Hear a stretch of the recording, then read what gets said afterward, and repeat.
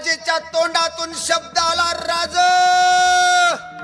लाख मेले तरी चालतील पण लाखाचा पोशिंदा जगला पाहिजे. अरे इथं तर करोडोंचा पोशिंदा अंतरवालीमध्ये 3 दिवसापासून उपाशी आहे. त्या बाजीनं घोड खिंड दावून धरली होती. मला गावातल्या प्रत्येक समाज बांधवाला सांगायचंय, अरे त्यांनी घोड खिंड अडवले, तुम्ही गाव खिंड लढून धरली पाहिजे. जोपर्यंत माझा राजा विशाळगडावर जात नाही तोपर्यंत आप्पाजी देह ठेवणार नाही.